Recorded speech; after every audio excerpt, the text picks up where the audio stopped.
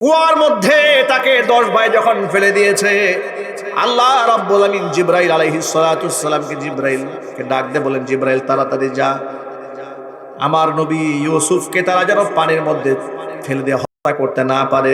জিবরাইল আলাইহিস সালাতুস সালাম এত দ্রুত 600 নূরের ডানা আল্লাহ পাক তাকে দান করেছিলেন। 2টা ঝাপটা দিয়া আসমান থেকে জমিনে চলে এসে হযরত ইউসুফ আলাইহিস সালাতুস সালামের পায়ের নিচে একটা শুকনা কাঠ দিয়ে তাকে আগলায় রাখলেন। শুকনা কাঠ দিয়া ইউসুফ আলাইহিস সালাতুস সালামকে আটকায় রাখলেন।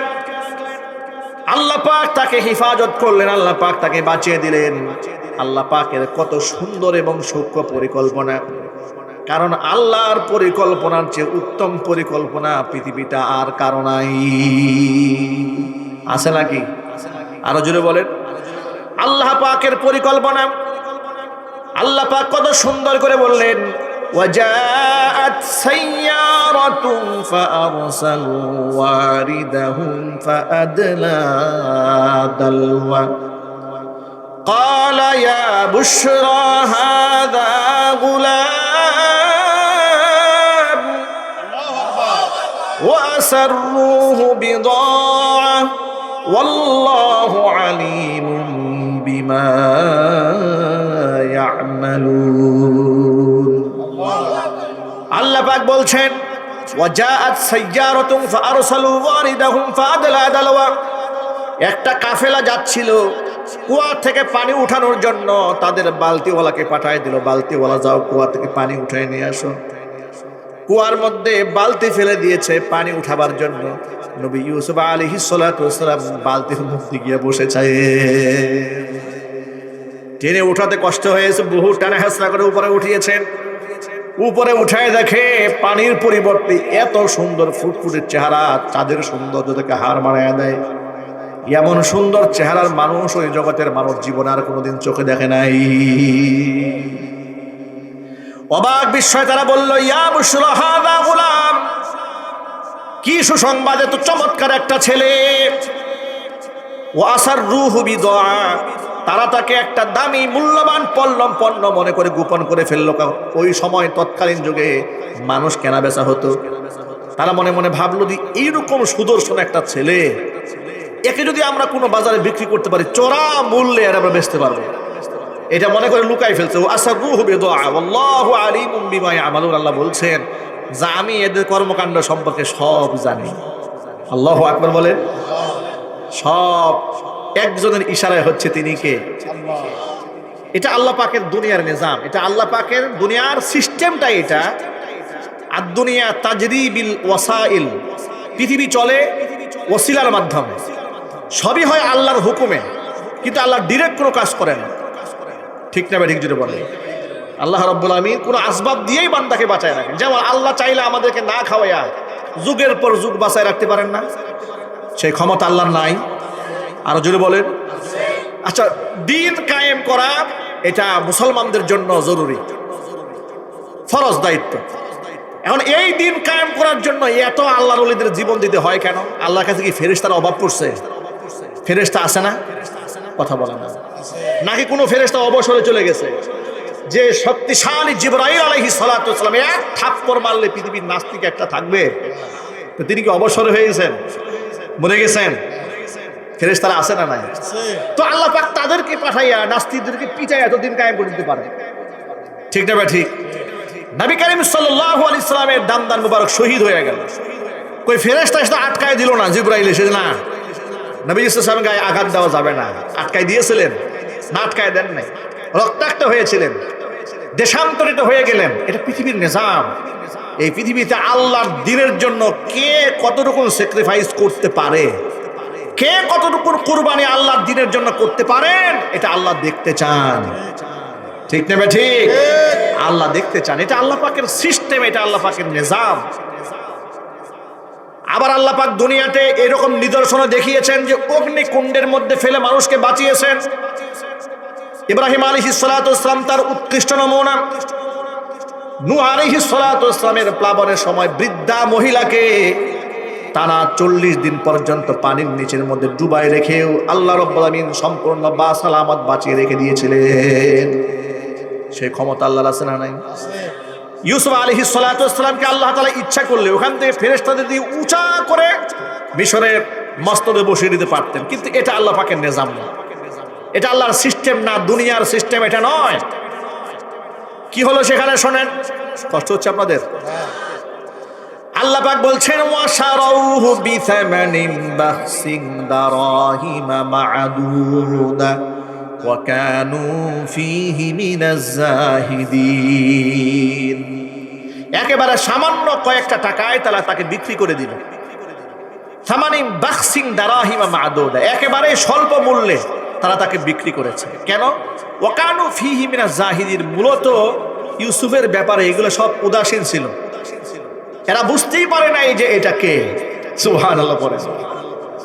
আল্লাহ রাব্বুল আলামিন সসম্মানে তাকে মিশরের খাদ্যমন্ত্রী ঘরে এভাবে পৌঁছায় দিলেন কোরআনের ভাষায়, وقال الذي اشتراه من مصر لامرأته أكرمي مثواه عسى أن ينفعنا أو نتخذه ولدا وكذلك مكنا ليوسف في الأرض ولنعلمه من تأويل الأحاديث والله غالب على أمره والله غالب على أمره ولكن أكثر الناس لا يعلمون।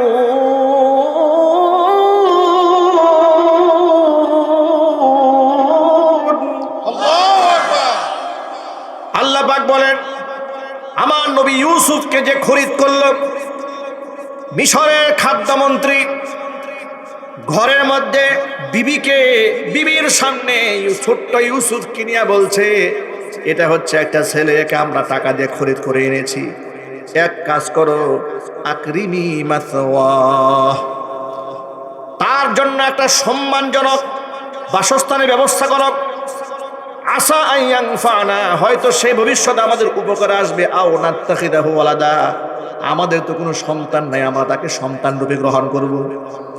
আল্লাহ পাক বলেন, এইভাবে আমি কুয়ার ভেতর থেকে আমার নবী ইউসুফকে আমি মিশরের সিংহাসনের মধ্যে প্রবেশ করাবার একটা রাস্তা তৈরি করে দিলাম। ধীরে ধীরে আল্লাহ পাক তার নবী ইউসুফকে কোন জায়গা থেকে, কুয়া থেকে কিভাবে সিংহাসনে নিয়ে যাচ্ছেন। আল্লাহু আকবার বলেন। আল্লাহ পাক বলছেন, ওয়াকাযালিকা মাক্কান্না লিইউসুফা ফিল আরদ, আমি জমিনে ইউসুফকে প্রতিষ্ঠিত করার জন্য এইভাবে কৌশল আটলাম। ওয়ালিনুআল্লিমাহু মিন তাআওয়িলিল আহাদিস, আমি তাকে স্বপ্নের ব্যাখ্যা শিখায় দেওয়ার জন্য উপযুক্ত রাস্তা তৈরি করে দিলাম। আল্লাহ পাক বলছেন, ওয়াল্লাহু গালিবুন আলা আমরিহি, তাদের সমস্ত বিষয়ের উপরে আমি আল্লাহ পাক বিজয়ী। ওয়ালাকিন্না আকতারান নাসি লা ইয়ালামুন, কিন্তু মানুষ তো এটা, অধিকাংশ মানুষ এটা জানেই না। সুবহানাল্লাহ বলেন। এরপর আল্লাহ পাক বলছেন, ওয়ালাম্মা বালাগা আশুদ্দাহু আতাইনাহু হুকমান ওয়া ইলমা,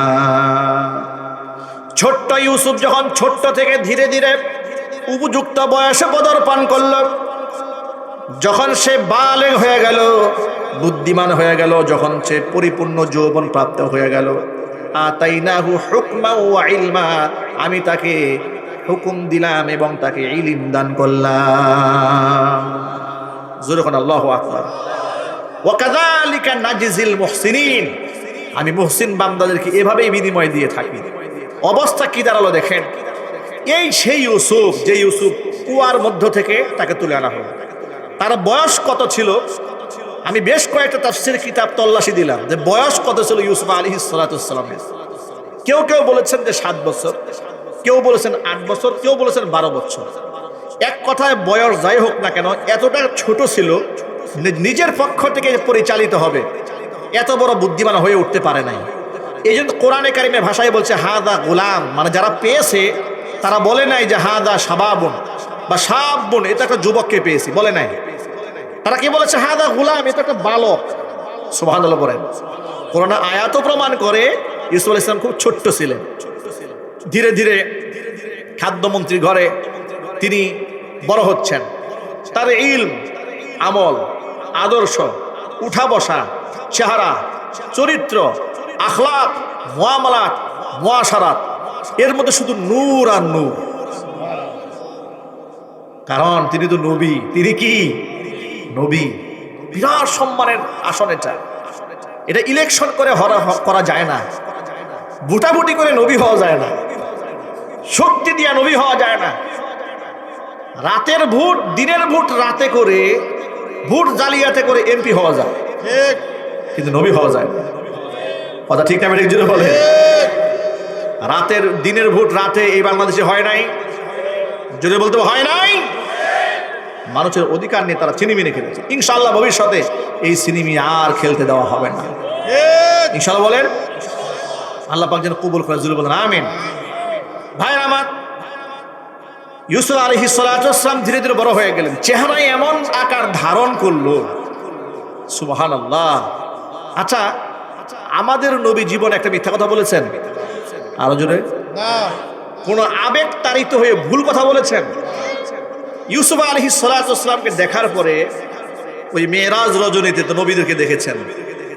দুনিয়াতে এসে নবী সাল্লাল্লাহু আলাইহি ওয়াসাল্লাম সাহাবীদের কাছে ইউসুফ আলাইহিস সালাতু ওয়াস সালামের চেহারার অবয়ব সম্পর্কে বর্ণনা দিয়ে নবী কি বলেছিলেন শুনুন। আল্লাহ নবী বলেন, আমি যখন আমার ভাই ইউসুফের চেহারার দিকে তাকালাম, আমার কাছে মনে হলো গোটা পৃথিবীর যত সৌন্দর্যতা আল্লাহ সৃষ্টি করেছেন, যদি দুইটা ভাগে ভাগ করা যায় তাহলে তামাম পৃথিবীর আল্লাহর সৃষ্টির অর্ধেকটা সৌন্দর্যতা কেবলমাত্র শুধুমাত্র আমার ভাই ইউসুফের চেহারার মধ্যে আল্লাহ ঢেলে দিয়েছে। এমন সুন্দর আল্লাহ পাক ইউসুফ আলাইহিস সালামকে বানিয়েছেন।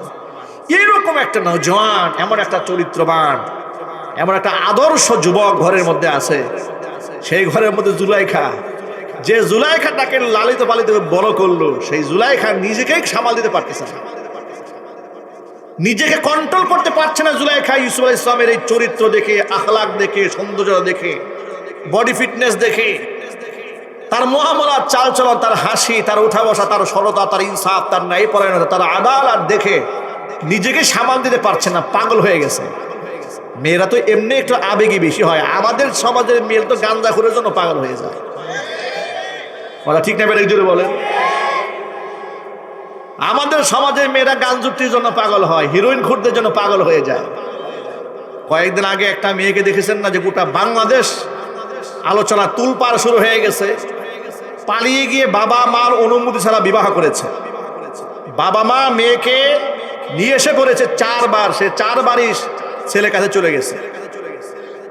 তাকে বলা হচ্ছে যে তুমি ওই সমাজে থাকতে পারবে না, ঘর করতে পারবে না। সে বলেছে না, আমি অবশ্যই যাব। কিন্তু আশ্চর্যের ব্যাপার কি দেখেন, পৃথিবীর কোনো বাবা তার মেয়ের অকল্যাণ চায়? আরো জোরে বলতে হবে, চায় না? চায় না। কোনো বাবা মা অকল্যাণ চায় না। কিন্তু আশ্চর্যের ব্যাপার, যে মেয়েটা বাবা মার মনে আঘাত দিয়ে ভেগে পালিয়ে গিয়ে বিবাহ করেছে, তার পক্ষে দেখলাম যে এই দেশের কিছু লোকের আবেগ তাড়িত হয়ে দাঁড়ায় গেছে। যাহারে কি ভালোবাসা, কি প্রেম, কি মহব্বত। বাবা কেন মেনে নেয় না? আপনার নিজের সন্তান যেদিন, যাকে আপনি আদর করে, লালন পালন করে, মোহাব্বত করে বড় করবেন, যেদিন পালায় যাবে আপনি সেদিন বুঝতে পারবেন কেন মেয়ে নিচ্ছে না। ঠিকটা একজনে বলেন। অন্যের মেয়ে ভেগে পালাইছে, খুব আবেগ দেখাচ্ছেন যে কেন বাপ মা মেনে নেয় না। এর কি মেনে নেওয়ার বিষয়? আপনার মেয়ে ভেগে পালাই বিয়া করেছে, মেনে নেওয়ার বিষয়? বাপমার মান সম্মান বাড়ির সাথে দুলার সাথে মিশিয়ে দিয়েছে। এমন মেয়ে যেন কোনো ঘরে আল্লাহ পাক না দেন। জোরে করে আমিন। এগুলো কি সৎ মেয়ে না অসৎ মেয়ে? চরিত্রবান না দুশ্চরিত্র মহিলা? আল্লাহ পাক আমাদের মেয়ে সম্প্রদায়কে হেফাজত করুন।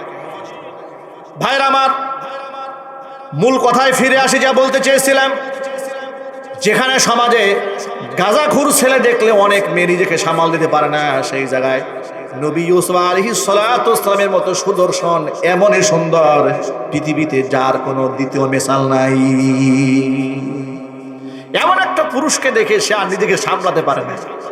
বহুভাবে ছলে বলে কলে কৌশলে ইউসুফ আলাইহিস সালামকে দুর্বল বানাবার চেষ্টা করেছে, কিন্তু আল্লাহর নবী ইউসুফ চরিত্রের উৎকৃষ্ট নমুনা, আখলাক এবং চরিত্রের উজ্জ্বল দৃষ্টান্ত, তাকে এত সহজে কাবু করা যাবে না। কৌশল আটলো। কৌশলটা কি? কৌশল হলো ইউসুফ আলাইহিস সালামকে ডেকে তার অন্দর মহলে ডেকে আনলো। স্বামী বাড়িতে নাই, এই সুযোগে একেবারে সাতটা দরজা, সবগুলা দরজার মধ্যে গেট লক করে তালা লাগিয়ে দিয়েছে। তালা লাগিয়ে দিয়ে ইউসুফ আলাইহিস সালামকে ডাক দিয়ে বলছে, কোরআনের ভাষায় শোনায় আল্লাহ পাক কি সুন্দর করে ইতিহাস তুলে ধরেছেন। وراودته التي هو في بيتها عن نفسه وغلقت الأبواب وقالت هيت لك قال معاذ الله إنه ربي أحسن مثواي إنه لا يفلح الظالمون। মহিলা নবী ইউসুফকে ফুসলালো, চরিত্র নষ্ট করে দেওয়ার জন্য তাকে প্রলোভন দেখালো। ওয়াগাল্লাকাতিল আবওয়াব, ওই মহিলা যে মহিলার বাড়িতে সে লালিত পালিত হয়েছে, ওয়াগাল্লাকাতিল আবওয়াব, দরজাগুলো বন্ধ করে দিল। দরজা বন্ধ করে দিয়ে ইউসুফকে ডেকে বলছেন, ওয়াকালাত হাইতা লাক, ইউসুফ আমি তোমার জন্য প্রস্তুত, তুমি আমার কাছে আসো। ইউসুফ আলাইহিস সালাম বললেন, ক্বালা মাআদাল্লাহ, আমি আল্লাহর কাছে আশ্রয় প্রার্থনা করি। ইন্নাহু রাব্বি আহসানা মাসওয়ায়া, তিনি আমার রব, তিনি আমার সেই রব। কুয়ার মধ্যে আমার 10 ভাই আমাকে ফেলে হত্যা করতে চেয়েছিল, আমার আল্লাহ সেখানে আমাকে বাঁচিয়ে দিয়েছেন। এমনকি যেখানে সেখানে লালিত পালিত করে আল্লাহ আমাকে বড় বানাতে পারতেন, কিন্তু না, মিশরের এমন সম্মানিত একজন ব্যক্তির ঘরে আল্লাহ পাক আমার বাসস্থানের ব্যবস্থা করে দিয়েছে। যে আল্লাহ আমার উপর এত বড় ইহসান করলেন, এত বড় দয়া করলেন, আমি যদি আজকে বিবাহ বহির্ভূত অবৈধ যৌন মিলন করি তাহলে তো হারাম কাজ হয়ে যাবে, আমি তো জালেম হয়ে যাব। ইন্নাহু লা ইউফলিহুজ জালিমুন, জালেমরা কোনোদিন সফল হতে পারে না, জালেমরা কখনো সফল হতে পারে না। আল্লাহ এরপরে বলছেন, ওয়ালাকাদ হাম্মাত বিহি ওয়া হাম্মা বিহা লাউলা আরআ বুরহানা রাব্বি কাযালিকা লিনাসরিফা আনহু السوء والفحشاء ইন্নাহু মিন ইবাদিনাল মুখলাসিন। জোরে বলেন আল্লাহু আকবার। ওয়ালাকাদ হাম্মাত বিহি, মহিলা তো চূড়ান্তভাবে পরিকল্পনা নিয়ে নিয়েছিল যে কোনো মূল্যে আজকে তাকে কবজায় আনবে। ও হাম্মা বিহা, এমনকি আমার নবী ইউসুফ তার চক্রান্তের মধ্যে পড়ে যেত। লাউলা আর বুরহানা রব্বি, যদি তার রব আমি আল্লাহর নিদর্শন চোখের সামনে দেখতে না পেত। মুফাসসিররা আয়াতের তাফসীরের মধ্যে লিখেছেন, আল্লাহ রাব্বুল আলামিন ইউসুফ আলাইহিস সালাতু ওয়াস সালামের পিতা ইয়াকুবের চেহারা নবী ইউসুফের সামনে ভাসিয়ে দিয়েছিলেন। চিৎকার দিয়ে বলেন আল্লাহু আকবার। আবার কোন কোন বর্ণনার মধ্যে এসছে যে আল্লাহ পাকের পক্ষ থেকে আল্লাহ পাক তার জেনার যে জেনা করা যে শাস্তি, ভয়াবহতা, এটা তার চোখের সামনে তুলে ধরেছিলেন, যার জন্য ইউসুফ আলাইহিস সালাতু ওয়াস সালাম নিজেকে কন্ট্রোল করতে সক্ষম হয়েছিলেন। যদি বলেন আল্লাহু আকবার। এখান থেকে আরেকটা মজার ব্যাপার আপনাদেরকে শোনাই। আল্লাহ বলছেন, কাযালিকা লিনাসরিফা আনহু السوء والفحشاء, আমি আমার নবী ইউসুফ আলাইহিস সালাতু ওয়াস সালাম থেকে খারাপ এবং অশ্লীলতা, গুনাহ এবং অশ্লীলতা, ব্যভিচার তার কাছ থেকে দূরীভূত করে দেওয়ার জন্য পরিকল্পনা নিলাম। ইন্নাহু মিন ইবাদিনাল মুখলাসিন, সে ছিল আমার একনিষ্ঠ বান্দাদের অন্তর্ভুক্ত। কারণ যে ব্যক্তি মুখলেস বান্দা হয়, শয়তান তাকে ধোঁকা দিতে পারে না। শয়তান কাকে ধোঁকা দিতে পারে না? মুখলিস বান্দাকে। এখানে আপনাদেরকে ছোট্ট করে জানাবার জন্য বলি, বোঝাবার জন্য বলি, পৃথিবীর কোন নবীকে, পৃথিবীর কোন পয়গাম্বরকে শয়তান ধোঁকা দিতে পারত না। কারণ পয়গাম্বরদেরকে কন্ট্রোল করতে স্বয়ং আল্লাহ। জোরে বলেন আল্লাহু আকবার। শয়তান ধোঁকা দেওয়ার কোনো সুযোগ নাই। ইউসুফ আলাইহিস সালাতু ওয়াস সালাম তো পয়গাম্বর, শয়তান তাকে ওয়াসওয়াসা দিয়ে কুলাতে পারে না, চেষ্টা করেছিল কিন্তু ধোঁকা দিতে পারে। এরপর আল্লাহ পাক বললেন, আমার নবী ইউসুফ তার নিজের চরিত্র ঠিক রাখার জন্য ওয়াস্তাবাকাল বাবা ওয়া কদ্দাত কামিসাহু মিন দুবুরিন ওয়া আলফায়া সাইয়্যিদাহা লাদাল বাব, তালাবদ্ধ দরজার দিকে দৌড় দিয়েছে এই বিশ্বাস নিয়ে আমি আমার চেষ্টার শেষ টুকুন করে দেখি বাকি আমাকে সাহায্য করার একজন আছেন, তিনি কে? এটাই হচ্ছে মানুষের সুন্নাহ, মানুষের নিজাম। এটা মানুষ তার জীবনের শেষ টুকুন করবে, মানুষের প্রচেষ্টার শেষ যেখানে আল্লাহর রহমতের শুরু সেখানে। আল্লাহু আকবার বলেন। আমি আপনি কতটুকুন চেষ্টা করেছি এটা হলো আমার আল্লাহ পাক এটা দেখবেন।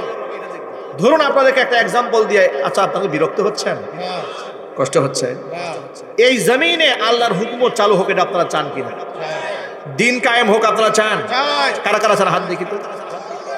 আল্লাহর কোরআন দিয়ে দেশ সমাজ রাষ্ট্র পরিচালিত হোক চান তো মন থেকে? আচ্ছা হাত নামান, এখন বুঝাই বলুন। তো আল্লাহর দিন জমিনে কায়েম হবে এই জন্য আমরা আন্দোলন করছি, সংগ্রাম করছি, বক্তৃতা করছি, বয়ান করছি, সভা সেমিনার সব করছি, মানুষের ব্রেন ওয়াশ করছি, বোঝাচ্ছি মানুষকে কোরআন এবং সুন্নাহ দিয়ে যে আল্লাহর দিন কায়েম হলে ফায়দা এই হবে, এই হবে, এই হবে, এই হবে। ঠিক না ভাই? ঠিক জন্য। কিন্তু আমার ক্ষমতার চেয়ারে যেতেই হবে, সেটা যদি শরীয়তের বিধান লঙ্ঘন করেও হয়, এই দায়িত্বকে আল্লাহ আমাকে দিয়েছেন। আরো জোরে বলেন। যেমন কিছু ভাইদেরকে ইদানিং আমরা বলতে শুনেছি, তারা বলতেছে যে ভোট হচ্ছে এটা এক প্রকারের যুদ্ধ, জিহাদ। এই যুদ্ধে আমাদের অংশগ্রহণ করতে হবে, এই যুদ্ধে যদি আমরা হেরে যাই আল্লাহর কোরআন হেরে যাবে, এই যুদ্ধে আমরা বিজয় লাভ করলে আল্লাহর কোরআন বিজয় লাভ করবে। এই কথা কি ঠিক হলো? আরো জোরে বলেন। আল্লাহর কোরআন তো চির বিজয়ী। আমাদের মতো আদনা গুনাহগারেরা কোরআন মানলে কি না মানলে কি, তাম পৃথিবীর সমস্ত মানুষ যদি কোরআন ছেড়ে দেয়, এদিকে কোরআন পরাজিত হবে, আমরা পরাজিত হব, এ সমাজ হেরে যাবে, এ রাষ্ট্র হেরে যাবে, আমার আল্লাহ কোনদিন হারবে না। ঠিক না ঠিক? সুতরাং আপনি মানুষের কাছে দিন কায়েমের কথা বলেন, উদ্ভট কথা বলবেন, যেটা ন্যায্য সেটাই বলবেন। তাকে বলবেন ভাই আপনি চেষ্টা চালায় যান, কবুল করার মালিক আল্লাহ। এইভাবে বলেন, এভাবে বলে দেন। যে আরেক ভাইকে বলতে শুনলাম, বলতেছে মার রব্বুকা ওয়া মান নাবিয়্যুকা ওয়া মা দীনুকা, তিনটা রাজনীতির প্রশ্ন। না, এভাবে কোরআন হাদিসের ব্যাখ্যা করা যাবে না। কোরআন হাদিসের ব্যাখ্যা করতে হবে এইভাবে যে আমরা ব্যক্তি জীবনে ইসলাম চাই, পারিবারিক জীবনে ইসলাম চাই, সামাজিক জীবনে ইসলাম চাই, নামাজ রোজা হজ যাকাত আমরা সমাজে কায়েম করতে চাই, গোটা রাষ্ট্র ব্যবস্থার মধ্যে ইসলাম পৌঁছাতে হবে। এই জন্য মানুষের দাওয়াত, মানুষের হাতে ধরা, পায়ে ধরা, মানুষের কাছে যাওয়া, মানুষকে দিন বুঝানো, ইমান বুঝানো, এটা আমাদের দায়িত্ব। ঠিক না? জোরে বলে। এতে করে পৃথিবীর কত নবীরা ক্ষমতার মস্তদে যাওয়ার আগে দুনিয়া থেকে মারা গেছেন, চলে গেছেন, তো কি হয়েছে? কথা বলতে বলেন, বলেন ঠিক কিনা বলেন। কত নবীরা তো ক্ষমতার মস্তদে যান নাই।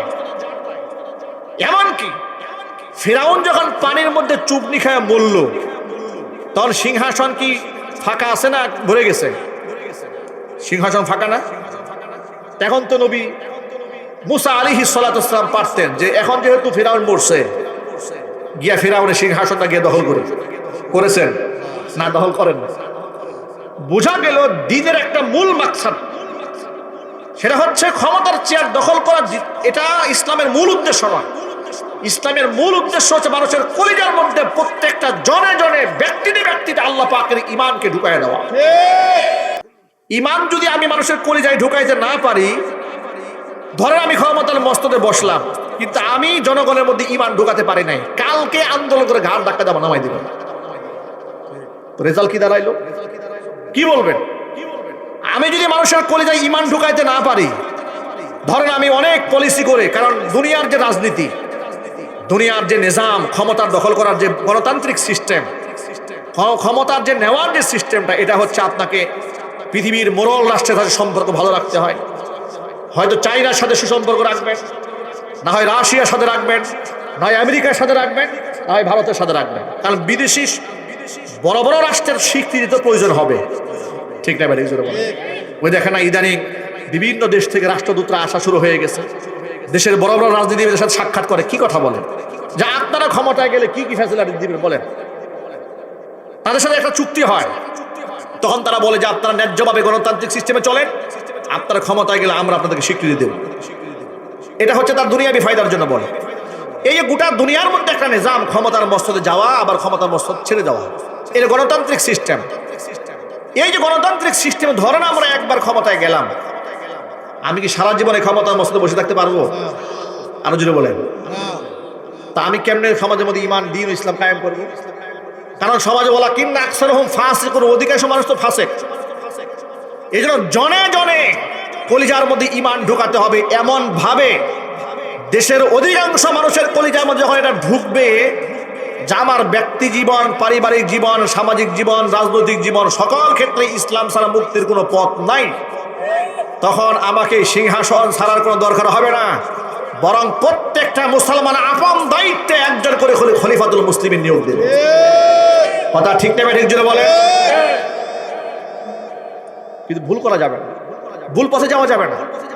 এই আমাদের কিছু ভাইরা বুঝে কিংবা না বুঝে গতবার দেখেছি পূজায় গিয়েছে, হয়তো আবেগে গিয়েছে, না হয় একটু ভুল বুঝার কারণে গিয়েছে।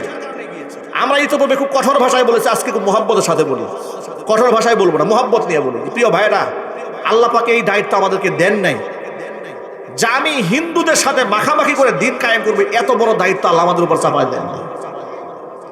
ঠিক না? ঠিক জোরে বলেন।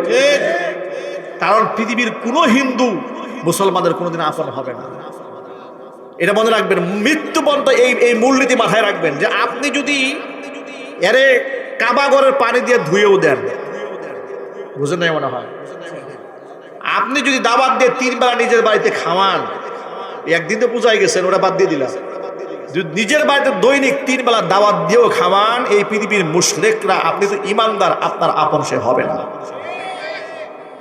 হয়তো আপনার সামনে বলবে একটা, কিন্তু ধোঁকা দিয়ে ফেলবে। যে সমাজের মুসলমান নাই ধোঁকা দিয়ে ফেলে, তথাকথিত মুসলমান না, সেই দেশের হিন্দুরা আপনার সাথে কমিটমেন্ট ঠিক রাখবে না। কারণ মুশরিকদের আপন মুশরিকরাই, কাফেরদের আপন কাফেররাই, ইমানদারদের আপন ইমানদারেরা। কথা বলতে হবে, ঠিক কিনা বলেন? আল্লাহ কথা বোঝার তৌফিক দান করে। কষ্ট পেয়েছেন ভাই? কষ্ট পেয়েছেন? আঘাত পেয়েছেন? আমি যা বুঝাতে চেয়েছি বুঝতে পেরেছেন তো? সুতরাং আল্লাহর দ্বীন আমাকে কায়েম করতে হবে, এই ক্ষেত্রে কোনো দ্বিমত নাই, একদম কঠিন কথা। ব্যক্তি জীবনে, পারিবারিক জীবনে, সামাজিক জীবনে, আন্তর্জাতিক অঙ্গনে আল্লাহর দ্বীন কায়েম করতে হবে, এই ব্যাপারে কোনো মুসলমানের দ্বিমত থাকার কোনো সুযোগ নাই। কারণ মুসলমান বিশ্বাস করে আল্লাহর কোরআনে। সুতরাং কোরআনে তো সব আছে, অর্থনীতি আছে, সমাজনীতি আছে, যুদ্ধনীতি আছে, বন্দিনীতি আছে, সন্ধিনীতি আছে, পারিবারিক নীতি আছে, তালাক নীতি আছে, সব আছে। সেই মুসলমান কিছু মানবে, কিছু মানবে না, অস্বীকার করবে, তার সুযোগ নেই। কিন্তু এই ইলিম তো মুসলমানদের কলিজায় নাই। যে দেশে 90% মুসলমান নামাজ পড়ে না, কথা বলেন ঠিক না বলেন?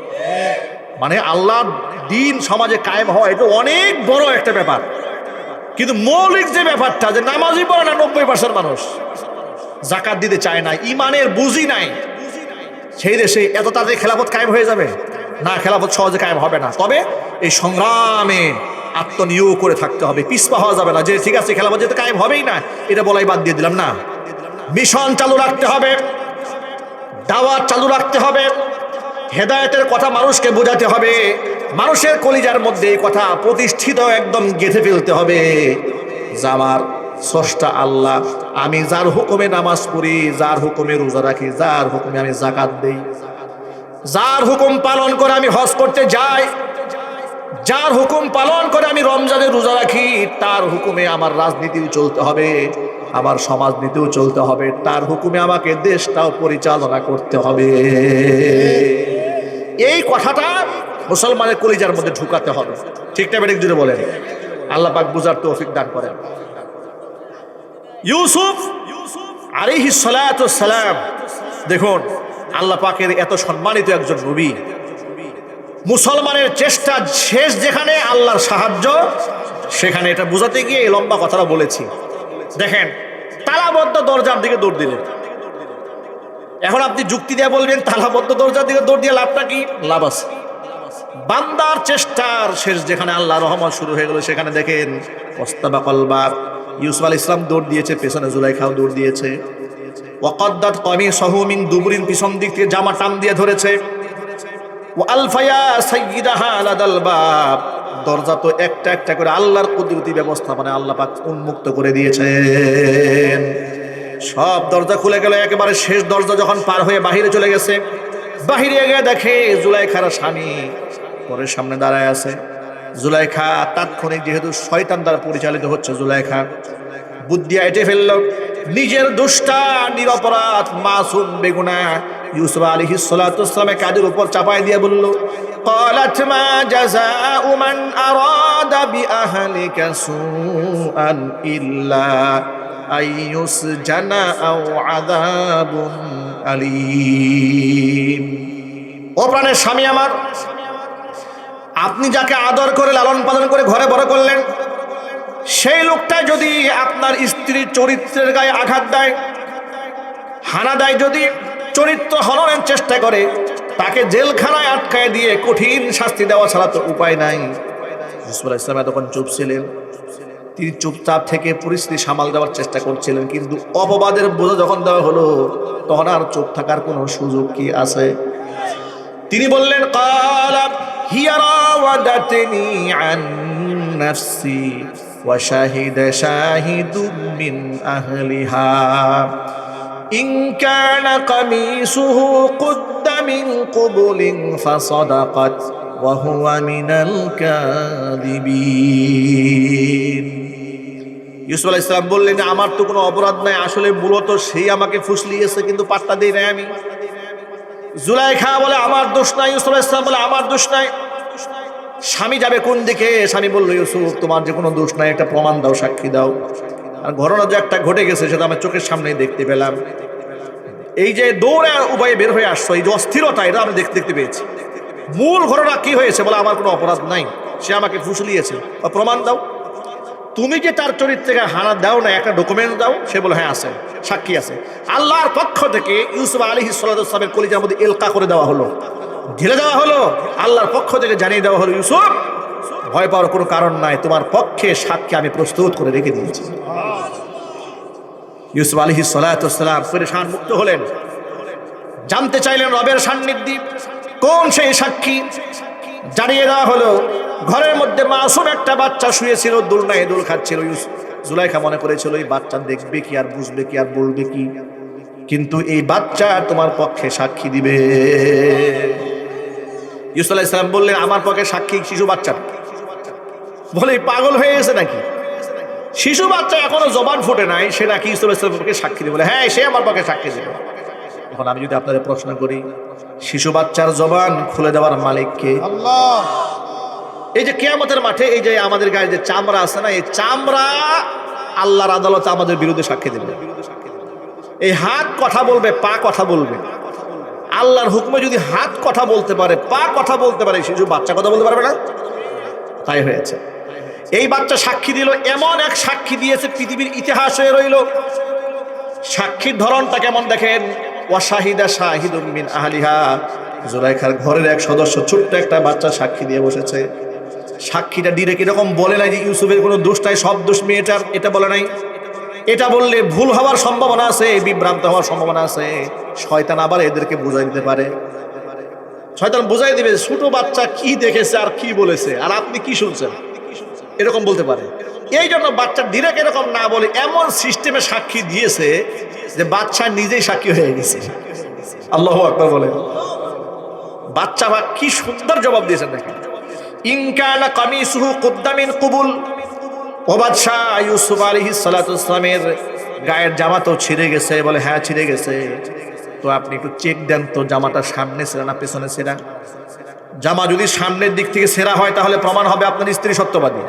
কারণ কোনো একটা মেয়ের উপর যদি কোনো একটা ছেলে ঝাঁপিয়ে পড়ে আর সে আত্মরক্ষার চেষ্টা করে, তাহলে তো ধস্তাধস্তি হবে, ঠিক না? ধস্তাধস্তি হলে কি পেছনে ছিঁড়বে না সামনে ছিঁড়বে? সামনে ছিঁড়ে যাবে। তার প্রমাণ হবে আপনার স্ত্রী সত্যবাদী, ইউসুফ মিথ্যাবাদী। আর যদি জামাটা পেছন দিক থেকে ছেঁড়া হয়, তাহলে বোঝা যাবে ইউসুফ সত্যবাদী, আপনার স্ত্রী মিথ্যাবাদী। এর দ্বারা প্রমাণ হবে ইউসুফ বাঁচার জন্য দৌড় দিয়েছে, আপনার স্ত্রী পিছন থেকে টান দিয়ে জামা ছিঁড়ে ফেলেছে। কি জবাবটা শিখিয়ে দিয়েছে, সুবহানাল্লাহ বলেন। এমন এক কৌশলী সাক্ষী দিল, তিনি কোনো সিদ্ধান্ত দেন নাই যে কার দোষ বা কার দোষ নয়। এইভাবে সিদ্ধান্ত না দিয়ে একটা কৌশল শিখাই দিলেন। এই কৌশল এবার বাচ্চা তাকাই দেখতেছে, কি দেখে, বাচ্চা যখন জামার দিকে তাকিয়ে আছে, ফালাম্মা রাআ কামিসাহু কুদ্দা মিন দুবুরিন ক্বালা ইন্নাহু মিন কাইদিকুন্না ইন্না কাইদাকুন্না আযীম। জামার দিকে তাকিয়ে দেখে পিছন দিক থেকে ছেঁড়া। বুঝে ফেলেছেন ইউসুফের কোনো দোষ নাই, সব দোষ তো তার বউয়ের। তিনি বললেন, স্ত্রীর দিকে তাকিয়ে দিয়ে বলছেন, ইন্নাহু মিন কাইদিকুন্না, এটা তো তোমার চক্রান্ত। ইন্না কাইদাকুন্না আযীম, তোমাদের মেয়েদের চক্রান্ত বড় ভয়ঙ্কর। এই যে যুবকেরা, ঘুমে ধরছে নাকি যুবকেরা? এখন একটা গুরুত্বপূর্ণ কথা বলা হবে। এই যে যুবকেরা, টান টান আমার দিকে, আই কন্ট্রাক্ট। যুবকেরা একটা হাদিস স্মরণ করাই দিন। মেয়েদের পাল্লায় যদি কেউ পড়ে, আবার বলি, অবৈধভাবে মেয়েদের পাল্লায় যদি কেউ পড়ে, যদি যুবকের জ্ঞানী যুবক হয়, ওর জ্ঞান শেষ। লেখাপড়া করা প্রচন্ড মেধাবী, ওর মেধা শেষ। চাকরিজীবী সম্মানের আসনে বসে আছে, এর সম্মান শেষ। ইমাম সাহেবেও যদি পড়ে, ইমাম সাহেব তো চাকরি তো নাই, তার সম্মানটাও নাই। ঠিক না? ঠিক যদি বলেন, বিভিন্ন জায়গায় শোনা যায় না। এক জায়গায় শুনলাম ইমাম সাহেব সভাপতির বউ নিয়ে ফেলাইছে। কেন? কারণটা শোনেন, পত্রিকাতে এসেছে সভাপতির বউ নিয়ে কেন পালিয়েছে। কারণ সভাপতি ইমাম সাহেবকে ঠিক মতো বেতন দেয় না, এই জন্য প্রতিশোধ নিয়েছে। সভাপতির বউয়ের সাথে প্রেম করে বউ নিয়ে পালাই গেছে। বেতন দিবি না আমাকে? ভাই আমার, মনে রাখবেন, নবী করিম সাল্লাল্লাহু আলাইহি সাল্লামের একটা হাদিস হুজুর বলেছেন। ইবনে আব্বাস রাদিয়াল্লাহু তাআলা আনহু হাদিসের রাবী। আন ইবনে আব্বাস রাদিয়াল্লাহু তাআলা আনহু আন্নাহু قال خرج رسول الله صلى الله عليه وسلم فصلى بالعيد। নবীজি সাল্লাল্লাহু আলাইহি ওয়াসাল্লাম ঘর থেকে ঈদের নামাজ পড়াতে বের হলেন। ফাসাল্লা বিল ঈদ, ঈদের নামাজ পড়ালেন। এরপরে সুম্মা খাতাবা, এরপরে ঈদের নামাজ শেষে খুতবা দিলেন। খুতবা পুরুষদের সামনে দেওয়া শেষ, এরপরে মহিলাদের সামনে গেলেন। ফাআতান নিসা, মহিলাদের সামনে আসার পরে বললেন, ইয়া মাশারান নিসা, ও মহিলারা, তাসাদদাকনা ফাইন্নী উরিতুকুন্না আকসার আহলিন নার, বেশি বেশি তোমরা দান করো, কারণ আমি নবীজিকে দেখানো হয়েছে তোমরা অধিকাংশ মহিলা আল্লাহর জাহান্নামে যাবে। মহিলারা প্রশ্ন করলো, ফাবিমা যাকা ইয়া রাসূলুল্লাহ, হে আল্লাহর রাসূল, কোন অপরাধের কারণে আমরা অধিকাংশ নারী জাহান্নামে যাব? হুজুর বললেন, দুইটা পাপের কারণে। এক নাম্বার লিতুকসিরনাল লানা, বেশি বেশি মানুষকে লানত দেওয়ার কারণে। দুই নাম্বার হচ্ছে ওয়াতাকফুরনাল আশির, স্বামীর নাফরমানি করার কারণে। এই কথা বলার পর আল্লাহ নবী সাল্লাল্লাহু আলাইহি ওয়াসাল্লাম একটা গুরুত্বপূর্ণ পয়েন্ট বলেছেন। এই যুবকরা এটা শুনুন, মা বোনরা ভালো করে শোনেন, গল্প অনেক করছেন, একটু শোনেন, এই কথাটা শোনেন। হুজুর বলেন, মা রাআইতু মিন নাকিসাতি আকলি ওয়া দীনিন আযহাবা লিলুব্বির রাজুলিল হাজিমি মিন ইহদাকুন্না। আরবি সাহিত্যটা একটু কঠিন। নবী কারীম সাল্লাল্লাহু আলাইহি ওয়াসাল্লাম বলেন, মা রাআইতু আযহাবা লিলুব্বির রাজুলিল হাজিম মিন ইহদাকুন্না, মানে হচ্ছে একজন জ্ঞানী আর রাজুলুল হাজিম, জ্ঞানী বুদ্ধিমান পুরুষের দিমাগ নষ্ট করার জন্য তোমাদের মতো অর্ধে আধা জ্ঞানী আর আধা ইমানদার একজন মহিলার চাইতে বেশি শক্তিশালী কোনো মাধ্যম আর আমি নবী সাল্লাল্লাহু আলাইহি ওয়াসাল্লাম দেখি নাই। মানে হচ্ছে একজন পুরুষের দিমাগ নষ্ট করার জন্য একটা মহিলা যা পারে, পৃথিবীর আর কেউ সেটা পারে না। এটা আমার কথা নাকি রাসূলুল্লাহর কথা? নবী করিম সাল্লাল্লাহু আলাইহি ওয়াসাল্লামের কথা। এর বাস্তব প্রমাণ আমাদের সমাজে ভুরি ভুরি আছে না ভাই? আরো জোরে বলেন। কত বড় বড় সরকারি কর্মকর্তার চাকরি চলে গেছে পরকিয়া করার কারণে, ঠিক না? ঠিক জোরে বলেন। কত স্কুলের মাস্টারের মাস্টারিগিরি শেষ, ছাত্রীর সাথে প্রেম করে, ঠিক না ভাই? কত ছাত্রের বিভিন্ন স্কুল থেকে ঘাট ধরে বের করে দেওয়া হয়েছে, প্রেম করেছে। এখানে প্রসঙ্গক্রমে আপনাদের একটা কথা বলি যে শীতের মৌসুম আসতেছে। এই শীতের মৌসুম উপলক্ষে বিভিন্ন স্কুল কলেজ ইউনিভার্সিটি থেকে শিক্ষা সফরে বের হবে। এই শিক্ষা সফরে যে কি শিক্ষা দেওয়া হয় এটা আল্লাহ ছাড়া কেউ জানে না। ভয়াবহ শিক্ষা দেওয়া হয়। বগুড়া থেকে চলে গেছে কক্সবাজার সমুদ্র সৈকতে, বাস একটা ভাড়া করেছে, 50 জন বসেছে, 30 জন ছেলে 20 জন মেয়ে, কিংবা 20 জন ছেলে 30 জন মেয়ে। সমস্ত গার্জিয়ানরা দায়িত্ব দিয়েছে প্রধান এক শিক্ষকের হাতে। ডিজে গান বাজতেছে বাসের মধ্যে, ছাত্র নাচে, ছাত্রী নাচে, সাথে উস্তাদ নাচে। এই ভণ্ডামি দেশে আসে না নাই? নিজের মেয়ে সমতুল্য ছাত্রীদের সাথে যেই শিক্ষক ডিজে গানে নাচে, এই শিক্ষক না লম্পট? এই লম্পটে দেশ ভরে গেছে। অতএব নিজের মেয়েকে শিক্ষা সফরের নামে জিনা সফরে পাঠাবেন না, ব্যভিচার সফরে পাঠাবেন না। কথা ঠিক না ঠিক? পাঠাবেন না। হাতে পায়ে ধরে বলি, যদি আপনি পাঠান আর এই মেয়ে যদি কোনো গুনাহ করে, এই গুনার দায়ভার শুধু মেয়ের একা হবে না, বাবা মারও বহন করতে হবে। সাবধান হয়ে যান। আল্লাহ পাক যেন আমাদেরকে সাবধান হওয়ার তৌফিক দান করেন। এই যে মেয়েদের চক্রান্তের ব্যাপারে বলা হচ্ছে, ইন্না কাইদাকুন্না আযীম, তোমাদের চক্রান্ত বড় ভয়াবহ। আপনাদের সামনে এই আয়াতের তাফসীর শেষ পর্যন্ত নিতে গেলে 6 মাস পর্যন্ত নিয়েও শেষ করা যাবে না। মূল কথাটা শুধু বলে দেই, এত বড় দামি একজন নবী, পবিত্র মানুষ, তার উপরেও কিন্তু চরিত্রের উপরে হানা দেওয়া হয়েছে।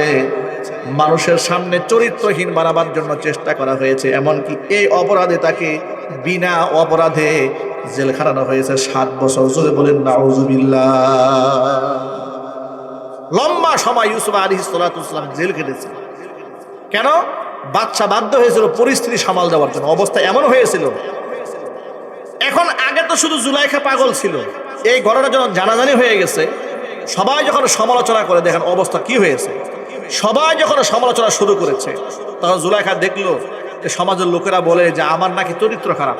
জুলাইখার ব্যাপারে আওয়াজ উঠেছে। জুলাইখা হচ্ছে একটা সম্ভ্রান্ত নারী হয়ে তার ঘরে থাকা একটা গুলামের প্রেমে পাগল হয়েছে। এটা কোনো কথা হলো নাকি? এরকম সমালোচনা শুরু করেছে। কিন্তু সমস্ত মহিলারা তার ইউসুফ আলাইহিস সালামকে দেখে নাই। জুলাইখা কি করলো? একটা কৌশল অবলম্বন করলো। জুলাইখা তাদেরকে বোঝানোর জন্য যে আমি কার প্রেমে পাগল হয়েছি, যে কেমন গোলাম, তাদেরকে একটু বুঝাবো। বোঝানোর জন্য নিজের বাড়িতে সম্ভ্রান্ত পরিবারের যত সুন্দরী মহিলা আছে সবগুলোকে দাওয়াত দিয়েছে। দাওয়াত দিয়ে সবার হাতে ফল দিয়েছে খাওয়ার জন্য, তোমরা কেটে কেটে ফল খাও। এটা তৎকালীন যুগে রেওয়াজ ছিল আর কি, সবাই ফল কেটে খাচ্ছে। ঠিক এই মুহূর্তে ইউসুফ আলাইহিস সালাতু ওয়াস সালামকে ডেকেছেন জুলাইখা। ইউসুফ আলাইহিস সালাম শুধু দরজার এক দরজা দিয়ে ঢুকে আরেক দরজা দিয়ে বের হয়ে গেছে। এই ফাঁকে যে ওরা ফল কাটতেছিল না, এক নজর নবী ইউসুফকে চোখে দেখেছে, এক নজর। কোরআনের ভাষায় শুনে আপনাদেরকে আল্লাহ পাক বললেন, فَلَمَّا رَأَيْنَهُ أَكْبَرْنَهُ وَقَطَّعْنَ أَيْدِيَهُنَّ وَقُلْنَ حَاشَ لِلَّهِ مَا هَذَا بَشَرًا إِنْ هَذَا إِلَّا مَلَكٌ كَرِيمٌ। মহিলারা যখন তাকে দেখলো, ফালাম্মা রাআইনাহু, যখন মহিলারা তাকে দেখেছে, আকবারনাহু আই আ'জাবনাহু, বিস্মিত হয়েছে, অবাক হয়েছে। ওয়া কাত্তা'না আইদিয়াহুন্না, ফল কাটার পরিবর্তে হাত কেটে ফেলেছে, টের পায় নাই।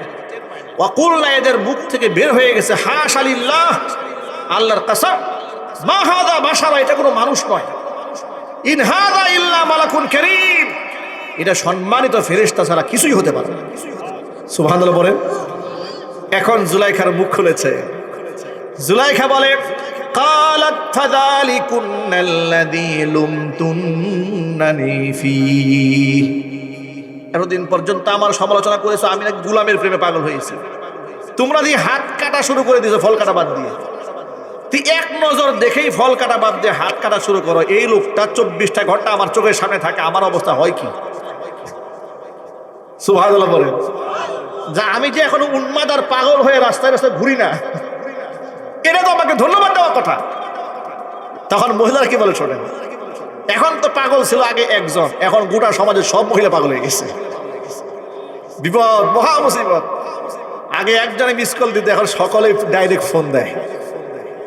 ইউসুফ আলাইহিস সালাতু ওয়াস সালাম এমন কঠিন এক পরীক্ষার মধ্যে পড়লেন, মহিলা বলে ফেলল, ওয়াকালাত ওয়ালাকাদ রাওয়াতুহু আন নাফসিহি ফাস্তাসাম, আমি তাকে ওয়াসওয়াসা দিয়েছি, তাকে ফুসলিয়েছি, কিন্তু ফাস্তাসাম, ইউসুফ আসলে নির্দোষ মানুষ, সে নিজেকে আত্মরক্ষা করেছে।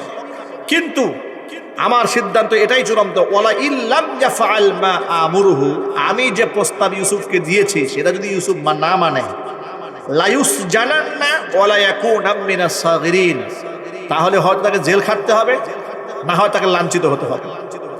আমি যে কোনো মূল্যে ইউসুফকে পেতে চাই, প্রয়োজনে তা আমি শাস্তি দেব, তাকে মানুষের সামনে লাঞ্ছিত করব, এরপরও আমি তাকে পেতে চাই। এইভাবে যখন জোর জবরদস্তি করছে তখন ইউসুফ আলাইহিস সালাম আল্লাহকে দোয়া করলেন। কি দোয়া করলেন আল্লাহর কাছে? ক্বালা রাব্বিস সিজনু আহাব্বু ইলাইয়া মিম্মা ইয়াদউনানি ইলাই। আল্লাহ, এই সব মহিলা মিলে যে চক্রান্ত শুরু করেছে, এই চক্রান্তে ওদের ডাকে সাড়া না দিয়ে আমার জেলখানা থাকাটাই ভালো। আল্লাহু আকবার বলেন। আল্লাহ, তুমি প্রয়োজন আমাকে জেলখানায় আটকায় রাখো, তুমি আমার জেলে দাও, কিন্তু এই মহিলাদের ডাকে সাড়া দিয়ে আমি আমার চরিত্র বিসর্জন দেব না। চিৎকার দিয়ে এখন আল্লাহু আকবার। ইমানদার চরিত্রবান পুরুষ কাকে বলে দেখুন। তিনি বলেন, ওয়া ইল্লা তাসরিফা আন্নি, আল্লাহ তাআলা এদের চক্রান্ত থেকে তুমি যদি আমাকে রক্ষা না করো, ওয়া ইল্লা তাসরিফা আন্নি কাইদাহুন্না আসবু ইলাইহিন্না ওয়া আকুম মিনাল জাহিলিন, তুমি যদি আমাকে সাহায্য না করো তাহলে তো আসবু ইলাইহিন্না, আমি তো ধীরে ধীরে এদের প্রতি দুর্বল হয়ে যাব, ওয়া আকুম মিনাল জাহিলিন, আমি তো জাহেল মূর্খদের অন্তর্ভুক্ত হয়ে যাব, চরিত্রহীন হয়ে যাব। আল্লাহ, তুমি আমাকে সাহায্য করো। আল্লাহ পাক বলেন, আমি ইউসুফের ডাকে সাড়া দিলাম, আমি তাকে পবিত্র রাখলাম। জোরে করে আল্লাহু আকবার। ভাইরা আমার, লম্বা ঘটনা থেকে শিক্ষার কোনো অভাব নাই, বহু শিক্ষা আছে এখানে। এক নাম্বার হচ্ছে, প্রতিটা মুমিন মুসলমানের সব সময় ভয় রাখতে হবে আল্লাহর। মনে রাখবেন, পৃথিবীর কেউ যেখানে দেখে না সেখানে দেখেন কে। এই যে নবীরা এমন কলঙ্কের বোঝা মাথায় নিলেন, যদিও পরবর্তীতে পরিষ্কার করা হয়েছে, আল্লাহ পাক পুরা বিশ্ববাসীর সামনে পরিষ্কার করে দিয়েছেন ইউসুফ আলাইহিস সালামের কোনো অপরাধ নাই, কিন্তু দীর্ঘদিন পর্যন্ত তো একটা গুঞ্জন সমাজের মধ্যে সৃষ্টি হয়েছে, ঠিক না? ঠিক জোরে বলেন। দীর্ঘদিন তো তাকে মানুষ অনেকে ভুল বুঝেছে। এইরকম কঠিন কঠিন প্রশ্নের সম্মুখীন এদেশের আলেমরাও হয়েছে। আলেমদেরকে রিমান্ডে নিয়ে জামা কাপড় খুলে নগ্না মহিলার সাথে ছবি তোলা হয়েছে। এরপরে বলা হয়েছে যে আমরা যে কায়দায় বলি সেই কায়দায় কথা বলবি, তা না হলে যে পত্রিকায় ফাঁস করে দিব যে তোর এর সাথে সম্পর্ক আছে। নাউজুবিল্লাহ পড়ে। এরকম চক্রান্ত এদেশের আলেমদের সাথে করা হয়েছিল। আমরা এই ধরনের জালেমের শাসন বাংলাদেশে আর দেখতে চাই না। কথা ঠিক নেবে? ঠিক। এই যে কয়েকদিন আগে এক পাগলে বলেছে ওই জালেমদেরকে নাকি নির্বাচনে না ডাকলে উনি নির্বাচনে অংশগ্রহণ করবেন না। ওই গামছা মার্কা, কি মার্কা? গামছা। গামছা এখন তেনা হয়ে গেছে, ঠিক নেবে? ঠিক। এই লোকটা তো বিচার হওয়া উচিত, এত স্বৈরাচারে দূষর ছিল, ঠিক নেবে? ঠিক বলেন। যারা এতগুলো মানুষকে খুন করেছে তাদেরকে নাকি নির্বাচনে না আসলে উনি নির্বাচনে যাবেন না। আমরা বলি তোর মতো নিমক হারামের নির্বাচনে অংশগ্রহণ করার কোনো দরকারই নেই। কিসের নির্বাচন? তো জালেম যারা, তারা আলেমদেরকে লাঞ্ছিত অপমানিত করেছে, তাদের পাপের প্রায়শ্চিত্ত ভোগ করতে হবে দুনিয়া এবং আখিরাতে, ঠিক না? ঠিক জোরে বলেন। আল্লাহ পাক আমাদের ঐক্যবদ্ধ থাকার তৌফিক দান করেন। তো আলেম ওলামারা এরকম মুসিবতের সম্মুখীন হন, এর একটা এক্সাম্পল দিলাম এখান থেকে। এবার আমার হাদিসের মূল পয়েন্টে ফিরে যান। এই পৃথিবীতে আল্লাহ তাআলা মুমিন মুসলমানকে বিপদ দেন। কেন বিপদ দেন? আজ্জালাহুল উকুবাতা ফিদ দুনিয়া, হয়তো পেরেশানি দেন, না হয় তাকে রোগে ফেলেন, না হয় বিপদে ফেলেন, না হয় মিথ্যা মামলার সম্মুখীন করেন, না হয় দেশান্তরিত করেন। নানাবিধ মুসিবতের সম্মুখীন আল্লাহ এই জন্য করেন যাতে করে কাল হাসরের ময়দানে এই বান্দার জান্নাতে যাওয়ার ক্ষেত্রে কোনো ব্যাগ পেতে না হয়। পক্ষান্তরে আল্লাহ তাআলা যেই বান্দার অকল্যাণ চান, জাহান্নামে ইচ্ছা মতো পিটাইতে চান, আল্লাহ তাআলা অনেক ক্ষেত্রে এই সমস্ত বান্দাদেরকে শাস্তি দেওয়া থেকে নিজেকে বিরত রাখেন। আল্লাহর নবী সাল্লাল্লাহু আলাইহি ওয়াসাল্লাম বলেছেন, ফাআমসাকা আনহু বিল উকুবা, আল্লাহ তাআলা দুনিয়ার তার শাস্তি দেন না হাত্তা ইউয়াফিয়াহু বিহি ইয়াউমাল কিয়ামা, কিয়ামতের দিন যেন তার পোষায়া শাস্তিটা দেওয়া যায়। কারণ দুনিয়ার শাস্তি তো একেবারে ক্ষীণ, সামান্য, একেবারে নগণ্য। কাল কিয়ামতের যে জাহান্নামের শাস্তি, এই শাস্তির তুলনায় পৃথিবীর কোনো শাস্তির কোনো তুলনা হয়? আল্লাহ পাক যে জান্নাত দেবেন, ওই জান্নাতের নিয়ামতের সাথে দুনিয়ার নাজ নিয়ামতের কোনো তুলনাই নাই।